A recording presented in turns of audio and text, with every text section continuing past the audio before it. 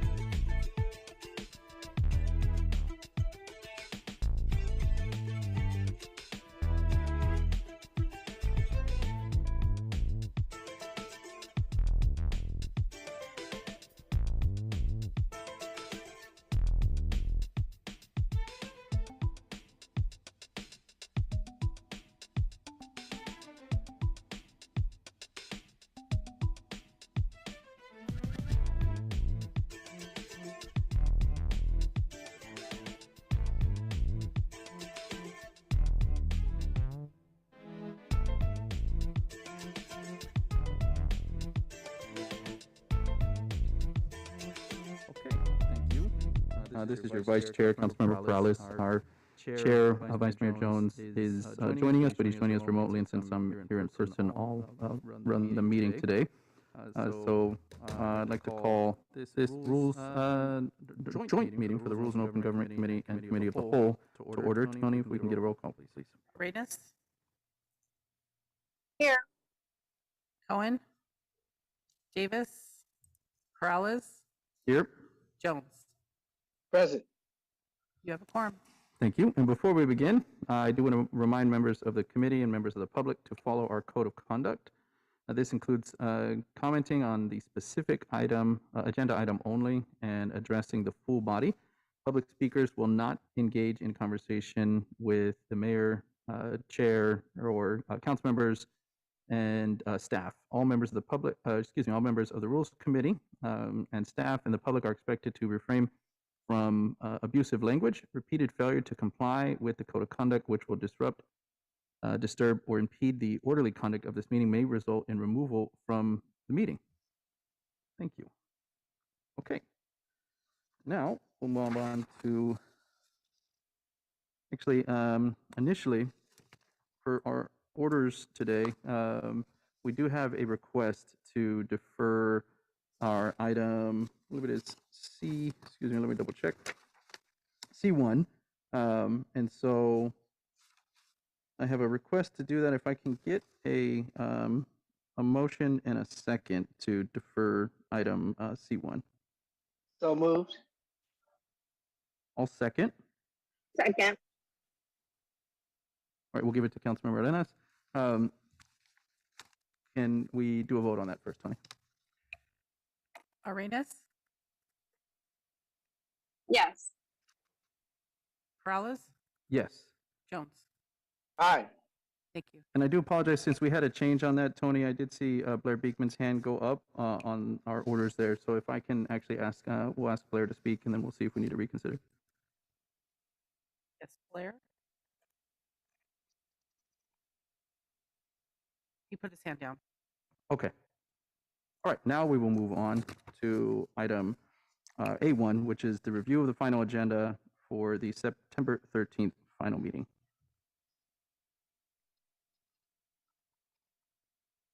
All right. We are starting on like page 3, 4, all right.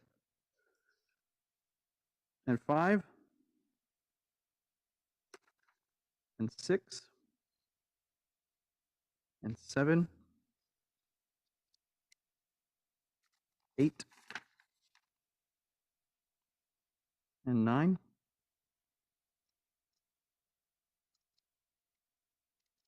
10,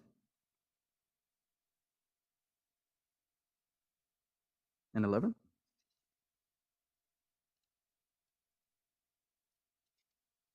12,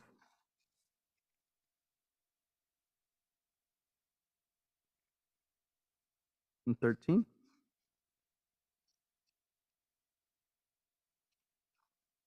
and 14.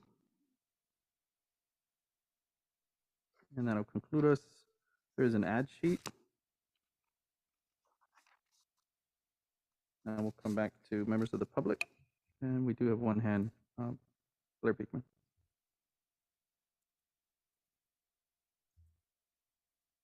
There, go ahead.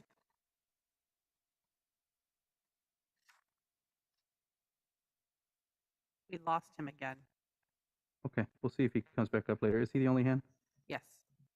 Come back to members of the committee. Motion to approve the agenda with the ad sheet. We have a motion, I'll second. And then I did see Blair's hand pop up. Yes. We'll go ahead and go back to him. Hi guys, Blair Beekman here. Thanks a lot for seeing my hand. My Zoom connection is really going in and out. I don't know why. Very sorry.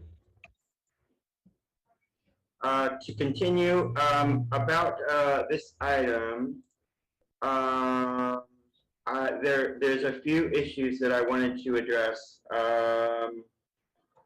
I have to move quickly to get there. This is a big pain in the butt. Oh, you're doing the independent police auditors report and the internal affairs unit report on the 13th of September. Thank you.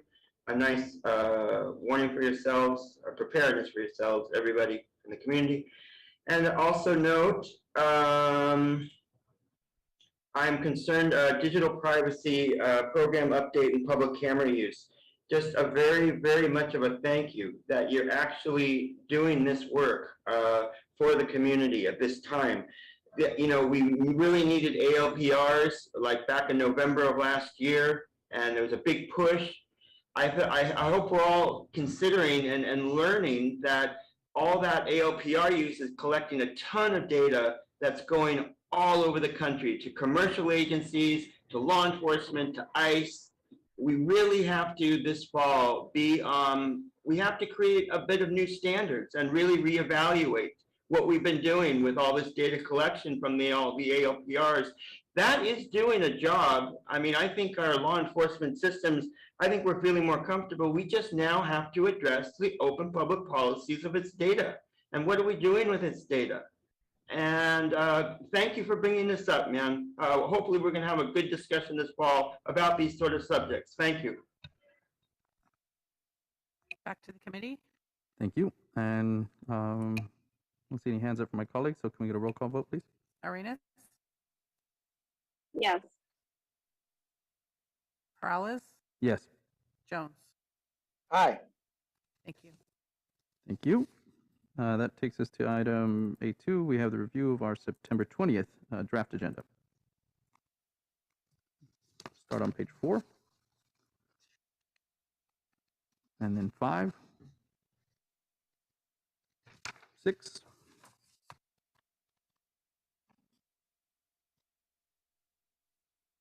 7,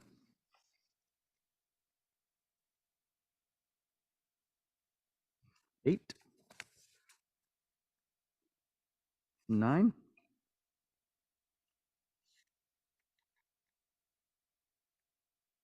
10,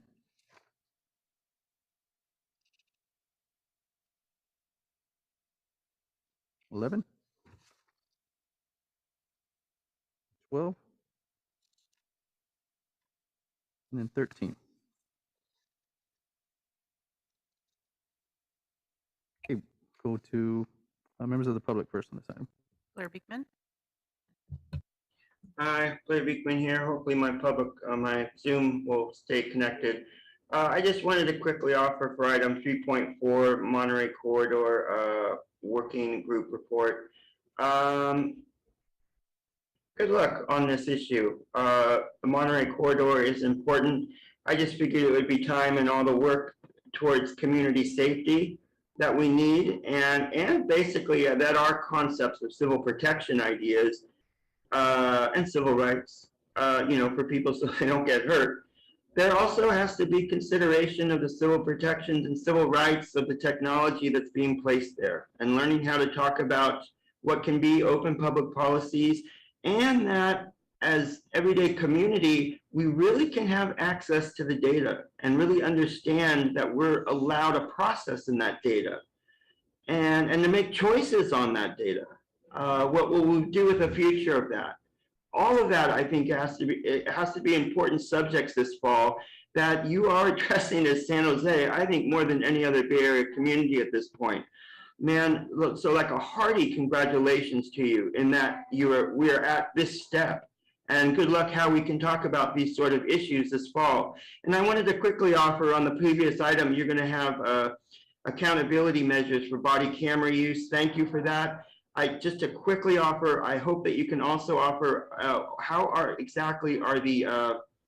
what are the health statistics of body camera usage for police officers? Can that be a part of this sort of study? I'm not sure. Thank you.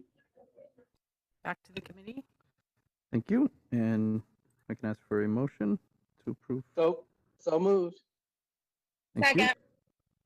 Thank you. And we do roll call vote, please. Arenas, Yes. Perales, Yes. Jones. Aye. Thank you. Thank you. Moves us on to our consent calendar. And we'll go to members of the public first. Caller 4963.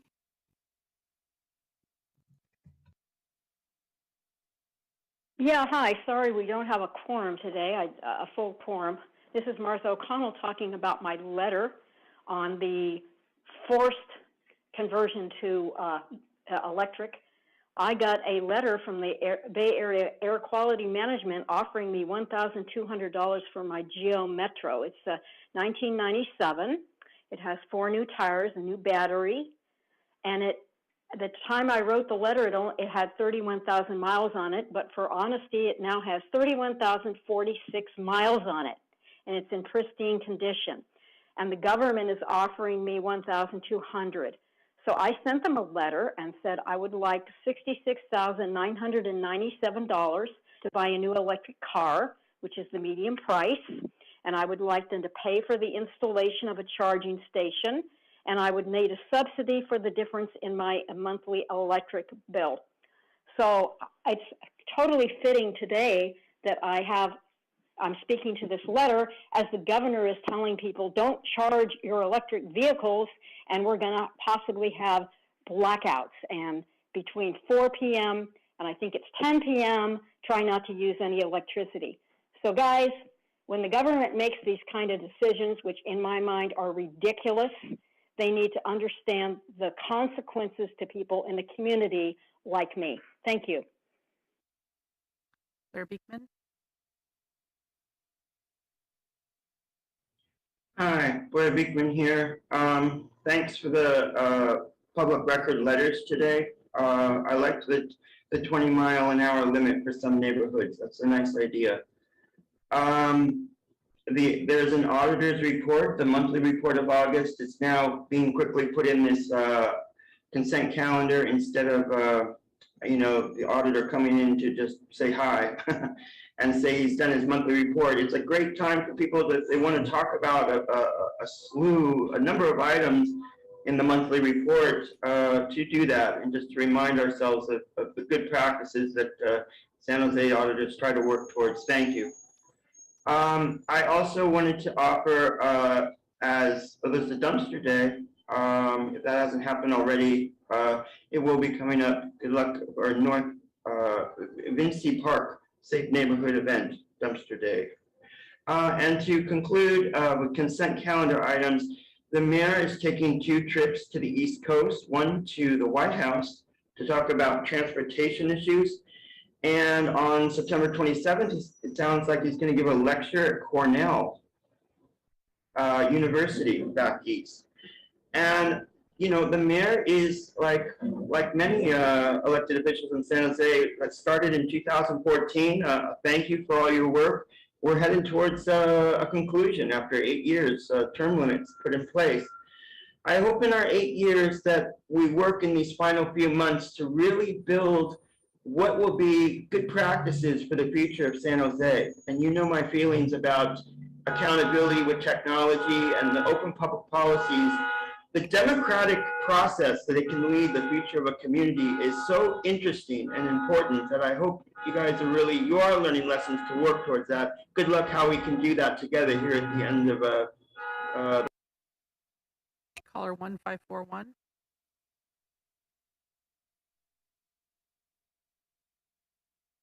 Press *6 to unmute.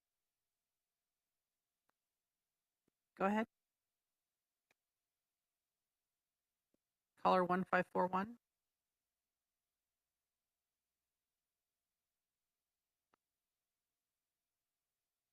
Okay, I'm going to go ahead and go back to the committee.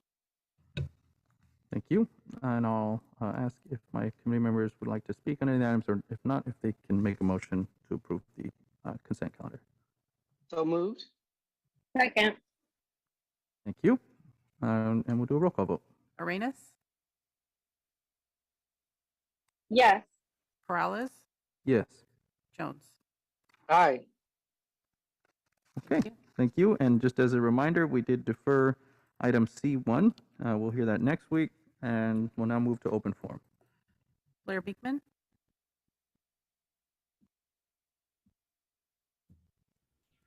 Hi, Blair Beekman here. I guess to start off, just a quick reminder, it's been really disappointing to me, but I just have felt August could have really been a time to open up a real peace process for the Ukraine area. I still hope that it can happen, and I've talked about all our wonderful racial equity and health and human services ideas we're practicing here in this country that can really be of help there. I just think it just seems so simple and obvious. It's just hurtful that they can't do that. And I hope all sides will just really want to do that and take heart and practice ideas of peace, to ask their questions instead of using continual war. And it's loud here, sorry about that.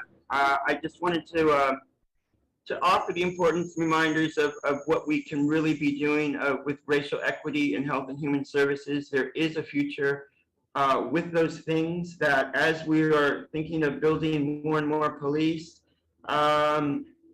we also are answering the questions of how that can address overtime issues and issues of, say, building a future of community defining what is policing for themselves instead of having to fully rely on police.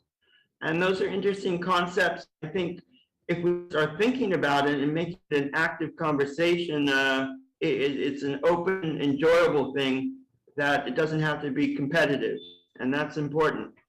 Good luck in this fall of also working towards voter eligibility ideas. I think having local neighborhood public meetings could be a great idea. We could talk about voting rights issues overall in Santa Clara County, what's happening with what are voting issues, citizenship visa issues, and then bring in voter eligibility as well. That can be an important way to create cooperative community. Thank you.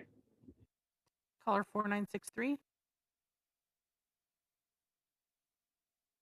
Hi, Martha O'Connell, GSMOL, Golden State Manufactured Homeowners League, representing mobile home park residents. Just when I thought it couldn't get any worse for us, I got an email within the last 90 minutes from someone in a park who's done a PRA for audio recordings of the original Envision 2040 task force meetings. And according to her, someone commented on several parks, these aren't three-star parks and are ready to be redeveloped and go back to light industrial the way they were intended. And a member of the committee asked, where will these people go? Now, I've been attending the Housing Commission meetings and the Mobile Home Commission meetings since 2004. I haven't heard word one about this. So my question is, why is the Housing Department and the Planning Department keeping these discussions away and in secret from the mobile home park residents? So I have joined my colleague who does not live in my park and submitted a PRA request for the same materials. And when we get them, we will be reviewing them, and we will be telling people in the mobile home parks that they're basically on the plate. So they need to know this, and my question is, why are these meetings such that we don't know what's being said in them? Hopefully at the next reiteration of the Envision meetings, we will have people like me from the mobile home community that can push back on this kind of thing. Thank you very much. Caller 1541. Press *6 to unmute.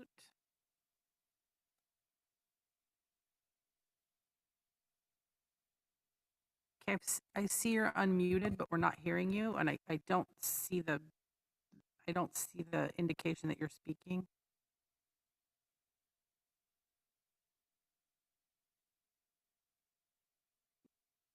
We're still not hearing you, caller 1541. Okay, I'm going to go back to council, back to the committee. Thank you. And that concludes our meeting. Meeting adjourned.